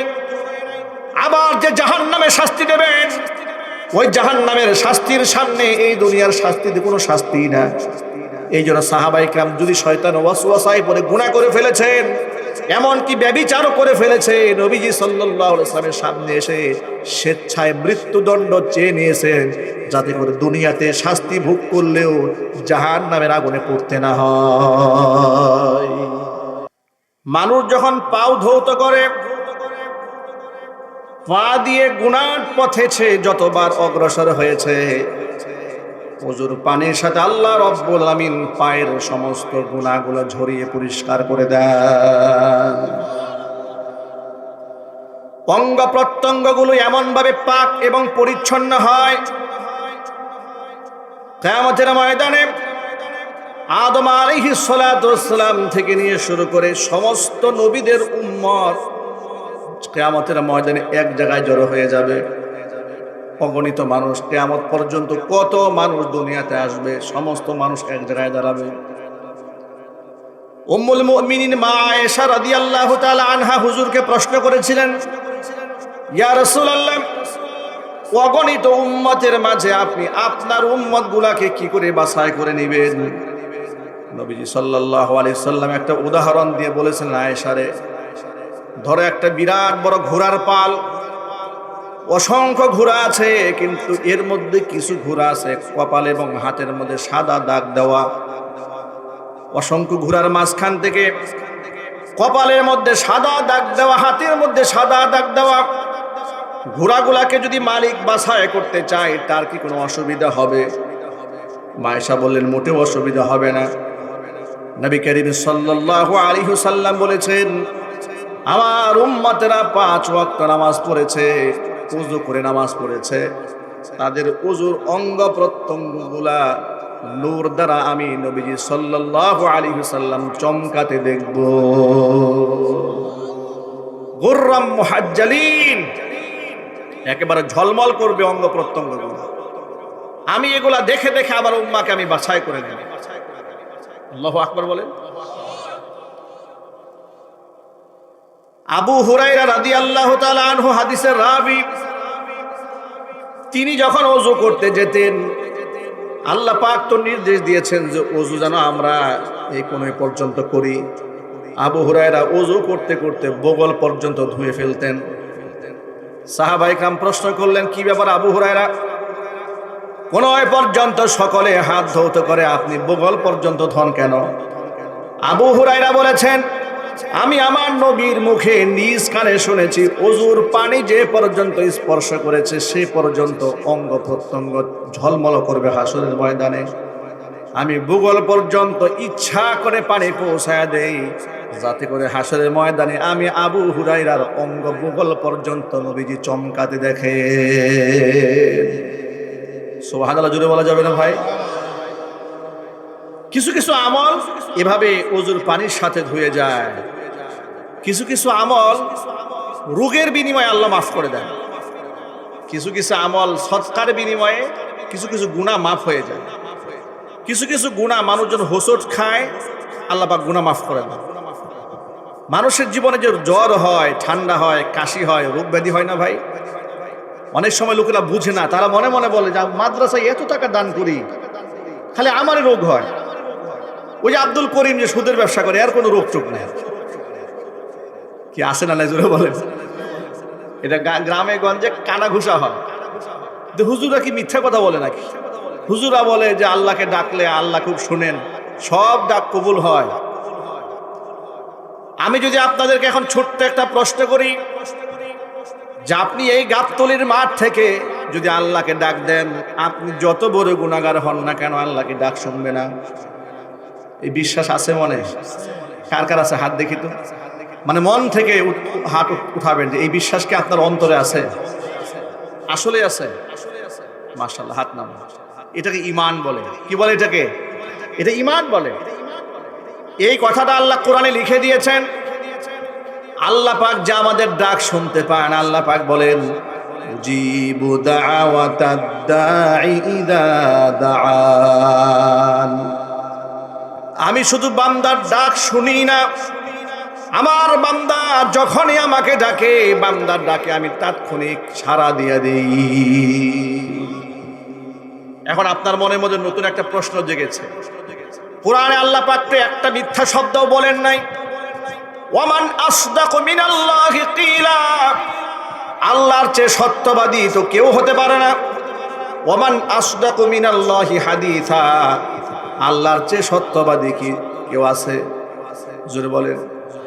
তো আল্লাহ তো বললেন আপনি আমি ডাক দিলে আল্লাহ শোনেন, কিন্তু আমাদের জীবনেতে এমন বহু ডাক আছে মনে হয় যে আল্লাহ কবুল করেন নাই। ঠিক কিনা জোরে বলেন। নামাজ পড়ে কত দোয়া আল্লাহর কাছে করেছেন, তাহাজ্জুদে নামাজে চোখের পানি ছেড়ে কান্না করেছেন। আপনি পরীক্ষার হলে যাওয়ার আগে কতবার দোয়া করেছেন রব্বুল আলামিন, আমি যেন পরীক্ষার মধ্যে 1 নাম্বার হই, তো আপনি তো হয়েছেন 10 নাম্বার। ঠিক কিনা জোরে বলেন। তাহলে বুঝা গেল কি বাহ্যিকভাবে মনে হয় আল্লাহ আমার দোয়া শোনেন নাই, বিষয়টি কিন্তু তা নয়। হাদিস থেকে ব্যাখ্যা শোনায় দেই। আল্লাহর হাবিব সাল্লাল্লাহু আলাইহি সাল্লাম বলেছেন, ইমানদার বান্দার কোনো দোয়া বিফলে যায় না, সব দোয়া আল্লাহ পাক কবুল করে নেন। জোরে বলেন সুবহানাল্লাহ। ইমানদারের সব দোয়া কবুল হয়, তবে কবুলের 3টা সূরত হয়। 1 নাম্বার হলো বান্দা যা চেয়েছে সেটা যদি বান্দার জন্য কল্যাণকর হয়, আল্লাহ পাক তাকে তাৎক্ষণিক সেটা প্রদান করেন। 1। 2 নাম্বার, বাহ্যিকভাবে যদি মনে হয় যা চেয়েছে আল্লাহ পাক সেটা দেন নাই, তাহলে আপনি বুঝে নেবেন আপনি যে দোয়া করেছেন দোয়াটা বিফলে যায় নাই, এই দোয়ার মাধ্যমে আপনার জীবনে আগত একটা বিপদ আল্লাহ পাক দূরে সরিয়ে দিয়েছেন। অথবা 3য় নম্বর হলো তাৎক্ষণিক আল্লাহ দোয়া কবুল করে আপনি যা চেয়েছেন সেটার মধ্যে কল্যাণ নাই বলে আল্লাহ আপনাকে দেননি, অথবা আগত বিপদ দূর ঠেলে দেননি। আল্লাহ পাক আপনার দোয়া কবুল করে নিয়ে এই দুনিয়ার জাগতিক চাহিদা না মিটিয়ে চরম মুসিবতের সময়, যে সময় আপনার এই দোয়াটা কাজে লাগবে, মানে পরকাল মিজানের পাল্লায় যখন আমলনামার ওজন হয়ে যাবে, একটা নেকি এত অমূল্য হয়ে যাবে। হাদিস শরীফের মধ্যে এসেছে, আল্লাহর হাবিব সাল্লাল্লাহু আলাইহি সাল্লাম বলেছেন, একটা নেকির জন্য হাসরের ময়দানে একজন ব্যক্তি আটকা পড়ে যাবে। আল্লাহ পাকের কাছে সে প্রার্থনা করবে, রব্বুল আলামিন তুমি আমাকে একটুখানি সুযোগ দাও। কত আত্মীয় স্বজন বন্ধু বান্ধব দেখা যায়, জানিসার বন্ধু বান্ধব দেখা যায়, জিগার দোস্ত দেখা যায়, সদিকুন হামিম একেবারে ভুজুম ফ্রেন্ড দেখা যাচ্ছে, আত্মার অন্তরঙ্গ বন্ধু দেখা যাচ্ছে। একটুখানি তুমি সুযোগ দাও, হাসরের ময়দান থেকে আমার কোনো বন্ধুর কাছ থেকে একটা মাত্র নেকি কালেক্ট করে নিয়ে আসি। আল্লাহ পাক তাকে সুযোগ দিয়ে দিবেন, যা তোর হাসরের ময়দানে ছেড়ে দিলাম, তুই নেকি একটা ধার করে নিয়ে আয়। মায়ের কাছে যাবে, মা বলবে সর্বনাশ, আমার দ্বারা দেওয়া সম্ভব নয়। বাবার কাছে যাবে, বাবা বলবে কোনো দিন আমার দ্বারা একটা নেকি দেওয়া সম্ভব নয়। নিকটতম আত্মীয় স্বজনের কাছ থেকে মাহরুম হয়ে এবার দূরবর্তী আত্মীয় স্বজন বন্ধু বান্ধবদের কাছে যাবে, সমস্ত মানুষ তাকে মাহরুম করে দেবে। মুখটা গম্ভীর করে ভার করে কালো করে রবের সামনে ফিরে আসবে, এসে বলবে, রব্বুল আলামিন জাহান্নাম ছাড়া আমার কোনো গতি নেই, আমি জাহান্নামে চলে যাই। জাহান্নামের দিকে যাওয়ার জন্য যখন সে রওনা হয়েছে, এমন সময় এক ব্যক্তি দাঁড়িয়ে বলবে, আল্লাহর বান্দা দাঁড়াও। কোথায় যাও? বলে জাহান্নামে যায়। কেন যাও? একটা মাত্র নেকি শর্ট পড়েছে, কেউ দেয় নাই। ব্যক্তি বলবে, তোমার তো একটা মাত্র নেকি শর্ট পড়েছে, আর আমার গোটা জিন্দেগিতে আমলনামার মধ্যে একটা নেকি ছাড়া কোনো নেকি নাই। আমি তো জাহান্নামে এমনিও যাবো অমনিও যাবো, দুনিয়াতে জীবনে কারো উপকার করি নাই। অন্তত পক্ষে আজকে হাসরের মাঠে তোমাকে একটু উপকার করতে চাই, তোমাকে আমি হাসরের মাঠে একটা উপকার করতে চাই। আমি তো জাহান্নামে এমনিতে পূর্ব, তোমাকে আমি একটা নেকি দিয়ে দিলাম, এই নেকিটা নিয়ে তুমি আল্লাহর জান্নাতে চলে যাও। এত আস্তে সুবহানাল্লাহ বলেন আপনারা। প্রিয় ভাইরা কি ঘুমে ধরছে ভাই? একটা নেকি আমলনামায় নিয়ে আনন্দে আত্মহারা হয়ে খুশি হয়ে জান্নাতের দিকে দৌড় দিবি, আল্লাহ পাক ব্যক্তিকে দাঁড়ায় দিবেন, দাঁড়া বান্দা যাস কোথায়? বলে আল্লাহ জান্নাতে যায়। আমল তো ফেলা হয়ে গেছে, জান্নাতে যাওয়ার কোঠা পূর্ণ হয়ে গেছে। আল্লাহ পাক বললেন, আল্লাহ পাক সব জানেন, তারপর আবার রিপিট করেন, কে দিল তোরে সওয়াব? বলে আল্লাহ কেউ তো দেয় নাই, হাসরের ময়দানে ঘুরে বেড়ালাম, একজন জনৈক ব্যক্তি দিয়েছে, রক্তের কেউ না। কেন দিয়েছে? সেই লোকটা বলেছে জীবনে কোনো উপকার দুনিয়াতে কারো করে নাই, এই জন্য তো আমলনামার মধ্যে কোনো সওয়াব নাই। কেবলমাত্র শুধুমাত্র একটা মাত্র নেকি আছে আমলনামায়। আমি চাই না যে তুমি জাহান্নামে যাও, অন্ততপক্ষে আমার একটা নেকি নিয়ে হলে তুমি আল্লাহর জান্নাতে চলে যাও। আল্লাহ পাক বলবেন, বান্দারে, দুনিয়ার এই মাটিতে যদি আমার কোনো বান্দা কোনো বান্দি সামান্যতম কোনো দয়া কোনো ব্যক্তিকে প্রদর্শন করেছে, আমি আল্লাহ বান্দাকে নিয়ামত নষ্ট করি নাই। কারণ হাদিস শরীফের মধ্যে আল্লাহ নবী বলেন, আল্লাহু ফি আউনিল আবদি মা কানাল আবদু ফি আউনি আখিহি। একজন মুসলমান যখন অপর মুসলমানের সাহায্যে যতক্ষণ পর্যন্ত থাকে, স্বয়ং আল্লাহ পাকের সাহায্য ওই ব্যক্তির উপরে থাকে। আপনি যতক্ষণ মানুষের উপকার করবেন, আপনি যতক্ষণ মানুষকে সাহায্য করবেন, স্বয়ং আল্লাহর সাহায্য আপনার জন্য অবধারিত হয়ে থাকবে। চিৎকার যখন আল্লাহু আকবার। আল্লাহ পাক বলবেন, বান্দারে, দুনিয়ার মাটিতে কেউ উপকার করলে সেটা আমি নষ্ট করি নাই। ইন্নাল্লাহা লা ইউযিউ আজরাল মুহসিনিন। আজকে হাসরের ময়দানে আমার এক বান্দা তোর উপর দয়া প্রদর্শন করেছে, ভালোবাসা দেখিয়েছে, আমি তাকে আজকে হতাশ করব না, নিরাশ করব না। মুহাব্বত প্রদর্শনকারী বান্দাকে সহ তোকে সহ জান্নাতের ফয়সালা করে দিলাম। একটা নেকির অনেক মূল্য হয়ে দাঁড়াবে। আজকে তো গোটা সমাজের মধ্যে আমরা সওয়াবকে, নেকির কাজকে কোনো মূল্য দেই না, মনে করি এটা কি, মানে আমার তো মনে হয় যে সওয়াবের পাহাড় আছে আমাদের আমলনামা, এরকম একটা উপলব্ধি আমাদের মধ্যে আছে। একটা নেকির এত মূল্য হয়ে দাঁড়াবে। তো দুনিয়াতে বান্দা যদি কোনো কবিরা গুনাহ করে ফেলে, নবী করিম সাল্লাল্লাহু আলাইহি সাল্লাম বলেছেন, একটা কবিরা গুনার কারণে তাকে কমপক্ষে ৭,০০০ বছর জাহান্নামের আগুনে পুড়তে হবে। জোরে জোরে বলেন নাউযুবিল্লাহ। তবে বান্দা যদি তওবা করে পরিচ্ছন্ন হয়ে যায়, ইল্লা মান তাবা ওয়া আমানা ওয়া আমিলা আমালান সালিহা ফাউলাইকা ইউবাদদিলুল্লাহু সাইয়্যাতিহিম হাসানাত ওয়া কানা আল্লাহু গফুরার রহিমা। বান্দা যত বড় গুনাহগার হোক না কেন, বান্দা যদি খাস দিলে তওবা করে, খালেস নিয়তে বিশুদ্ধ তওবা যদি বান্দা করে, ঈমানকে নবায়ন করে, ওয়া আমিলা আমালান সলিহা, ভালো কাজ করে, আমি আল্লাহ তাআলা বান্দাকে নিরাশ করব না, হতাশ করব না, বিগত জীবনের আমলনামা নীল বানায় দেব না।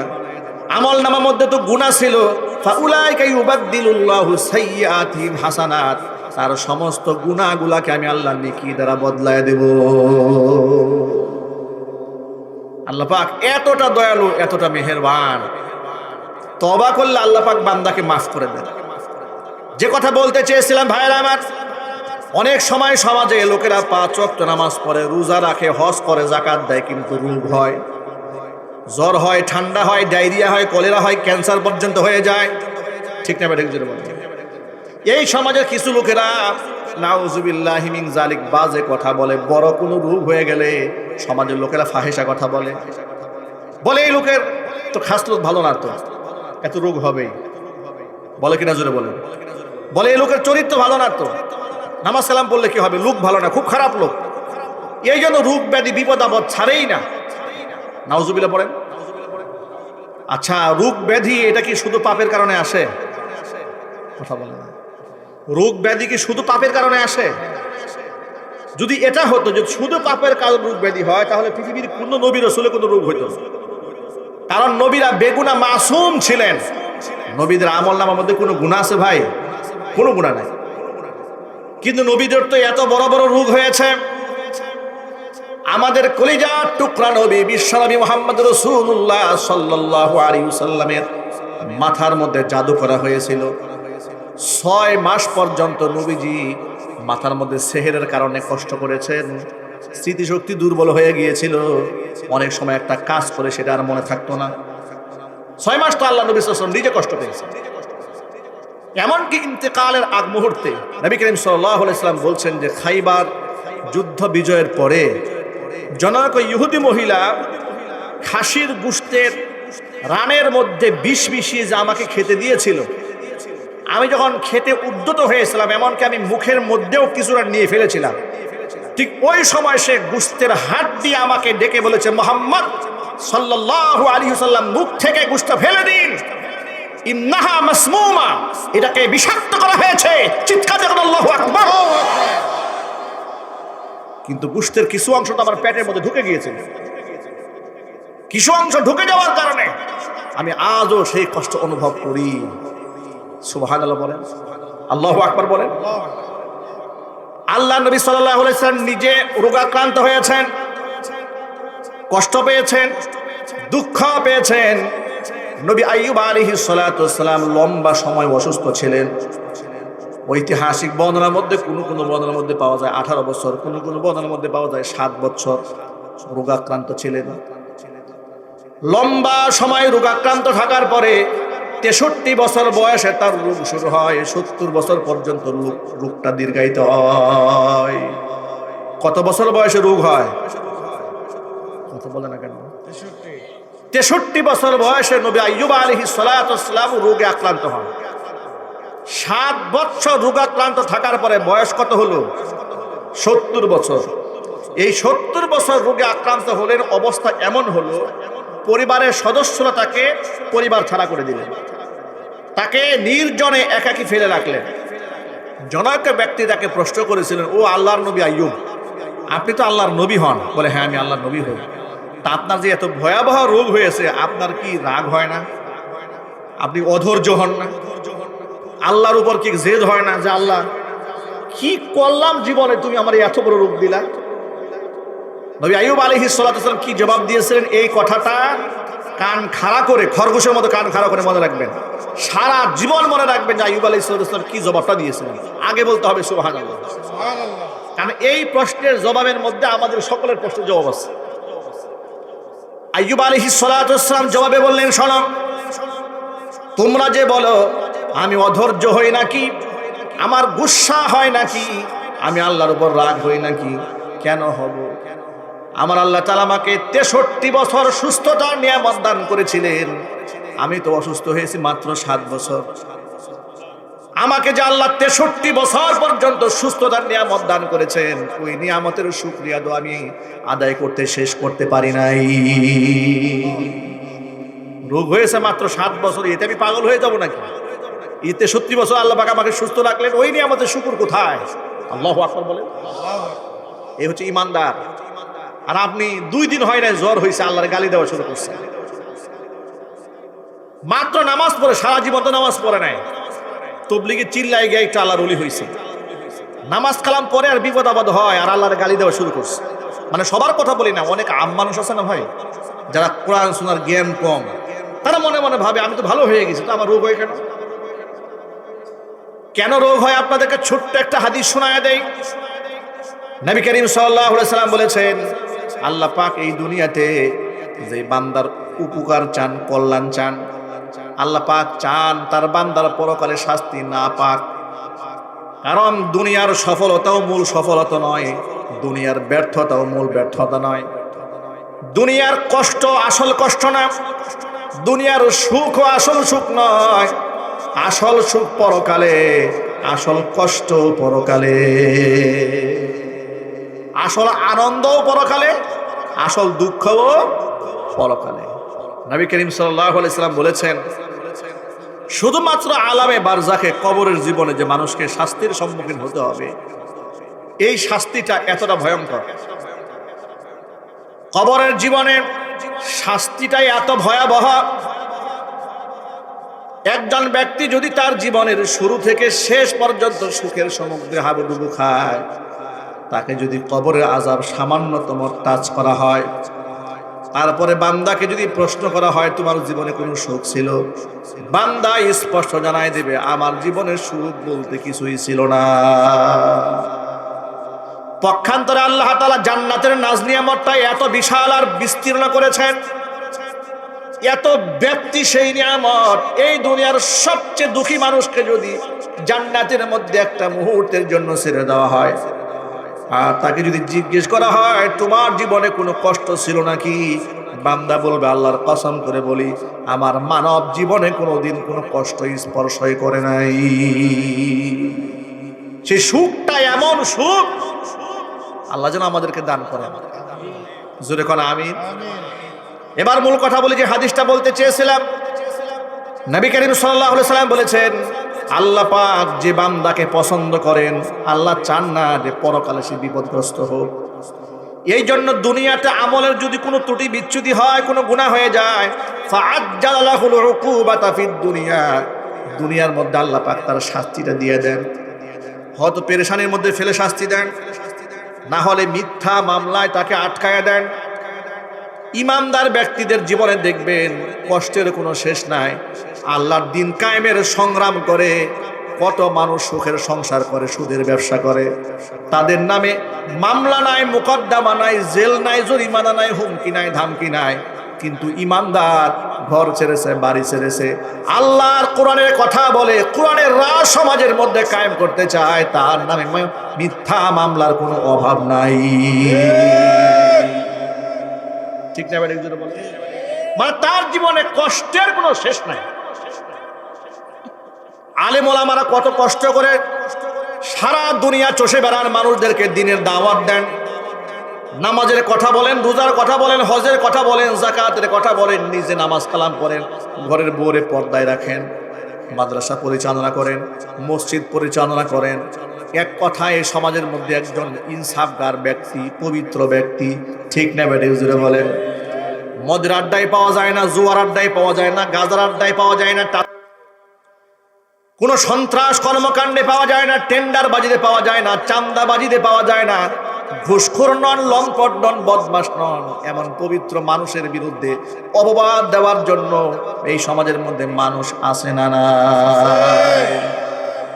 তাদেরকে আঘাত দেওয়ার জন্য, কষ্ট দেওয়ার জন্য লোক এই সমাজে আছে না নাই? জুড়ে বলেন।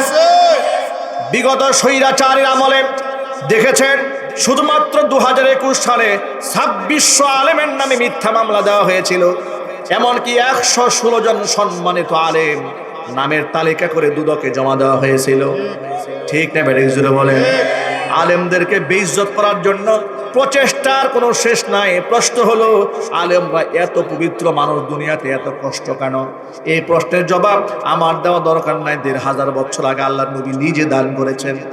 আল্লাহর হাবিব বলেন আসাদুল বালাই আল আম্বিয়া সুম্মাল আমসাল ফাল আমসাল। এই দুনিয়াটি সবচেয়ে বেশি কষ্টের সম্মুখীন হন নবীগণ, সুম্মাল আমসাল ফাল আমসাল। নবীদের আদর্শের সাথে, ঈমান ও আকীদার সাথে যার সাদৃশ্যতা যত বেশি হয়, ওই ব্যক্তি দুনিয়ার জমিনের মধ্যে তত মুসিবতের সম্মুখীন হয়ে যায়। ঠিক না ঠিক জুড়ে বলেন?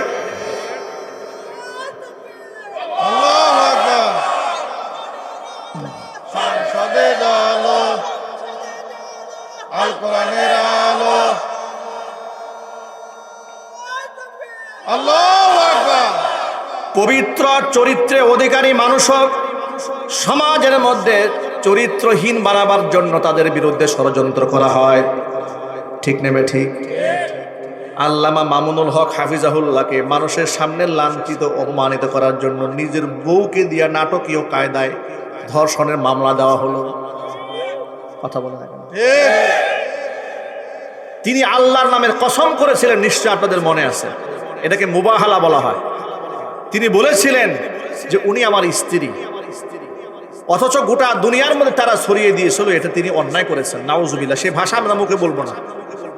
এক পর্যায়ে তিনি মুবাহালা করেছিলেন। মুবাহালা কি? তিনি কসম নিয়েছিলেন, লাইভ করে কসম করে বলেছিলেন যদি আমি এই পাপ করে থাকি, আমি বিবাহ ছাড়া তার সাথে যদি অবৈধ সম্পর্ক করে থাকি, তাহলে আমার উপর আল্লাহ লানত বর্ষিত হোক। আর যারা আমার উপরে জিনার অপবাদ দিয়েছে তারা যদি মিথ্যাবাদী হয়ে থাকে তাহলে তাদের উপর আল্লাহ লানত বর্ষিত হোক। তিনি আমিন বলতে বলেছিলেন গোটা জাতিকে, আমরা সেদিন আমিন বলেছিলাম, আল্লাহর লানত কিন্তু বর্ষিত হয়ে গেছে, আল্লাহর কাছে কিন্তু কবুল হয়েছে। আর আলেমদের দোয়া বদদোয়া বিফলে যায় না, কথা ঠিক নেবে ঠিক। আজকে কোথায় আল্লাহ মামুনুল হক আর যারা তাকে বাজে কথা বলে গালি দিয়েছিল তারা কোথায়? তারা আল্লাহ পাকের মালউন হয়েছে, অভিশপ্ত হয়েছে, তারা গোটা দেশ থেকে লাঞ্ছিত অপমানিত হয়ে বিতাড়িত হয়েছে। কথা ঠিক নেবে ঠিক জোরে বলে। এর দ্বারা বার্তা বড় ক্লিয়ার, আলেমদেরকে ঘায়েল করার জন্য তাদের চরিত্রের উপরেও আঘাত আসতে পারে, কিন্তু ইমানদার ব্যক্তিদের হতাশ হওয়ার কিছু নাই। চরিত্রের উপর তো প্রশ্ন তোলা হয়েছিল নবী ইউসুফ আলাইহিস সালাতু ওয়াস সালামের, ঠিক কিনা বলেন?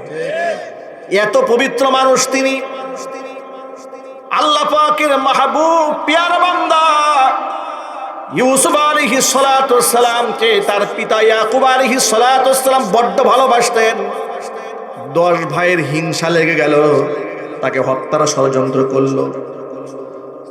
অনেকে তাকে মারতে চাইলো, বড় ভাই বাধা হয়ে দাঁড়ালো যে না, মেরে ফেলা, একেবারে মেরে ফেলার মতো জঘন্য পাপ করা দরকার নাই, অন্তত মধ্যে কুয়ার মধ্যে ফেলে দাও, যাতে করে চলাচলরত অবস্থায় বাহির থেকে লোকেরা এসে তাকে দূরে কোথাও নিয়ে যেতে পারে।